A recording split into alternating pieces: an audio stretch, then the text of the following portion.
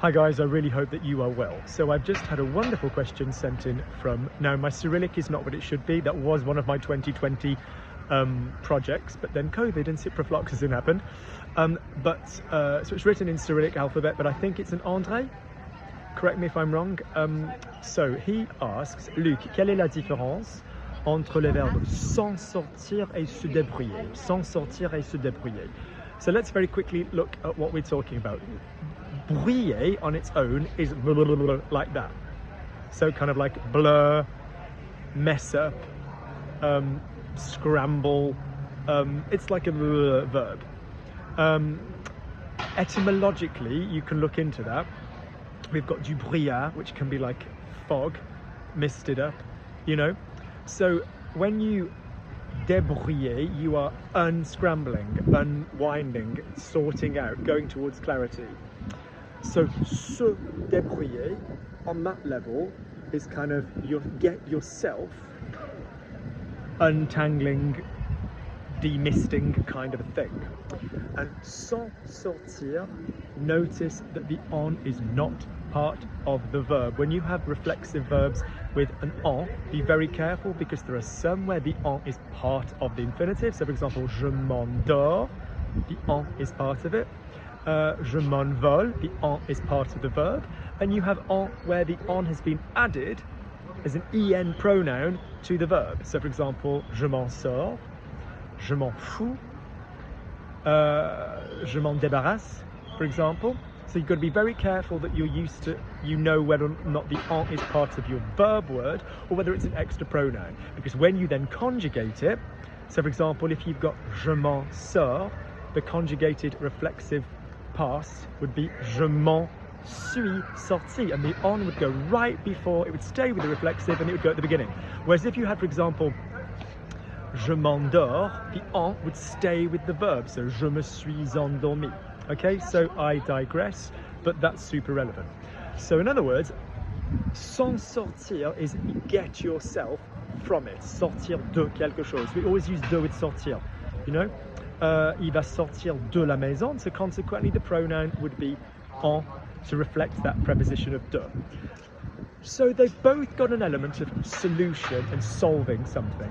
The general direction, André, would be se débrouiller and s'en sortir do have some crossover, but the general thing is se débrouiller is a little bit more maintenance, as in I get by, I keep going, I'm able to keep going. So despite the origin of the verb, it's kind of used a little bit more in a kind of like, I get by, I get through. Whereas s'en sortir literally suggests there is an acute problem that you've gotten yourself out of. So for example, if somebody says to you, wow, you speak really good French, you've obviously been watching Luc's videos. Ah mais dis donc, vous avez un bon niveau de français, évidemment vous avez regardé les vidéos de Luc.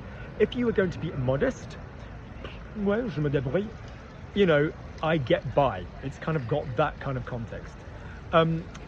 Whereas if you said, you know, you wouldn't say je m'en sors, because that's like, imagine you said I was in a really difficult situation, everybody was speaking lots of quick French around me, it was a difficult situation, but I got through it, I got out of it, je m'en suis sorti, and you'd use je m'en sors, André. There's obviously some crossover, you know, if you said to somebody, deal with it yourself, mais que tu t'en sortes, yeah, there's the subjunctive, or débrouille-toi, you know, which could be linked to like démerde-toi, get yourself out the shit, you know, se dépanner as well, you know. So there is some crossover, there very much is. But generally, keep je vais m'en sortir for there is an acute definite problem and you are going to get yourself out of the acute definite problem.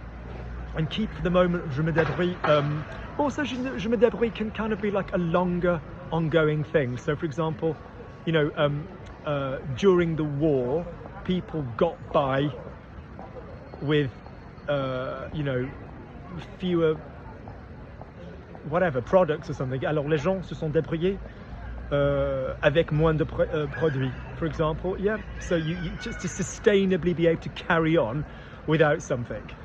Yeah, whereas it's just like he was in a period of famine and hunger, and il s'en est sorti, he got out of it by whatever, asking his family for money or something, yeah? So I hope that helps you, Andre.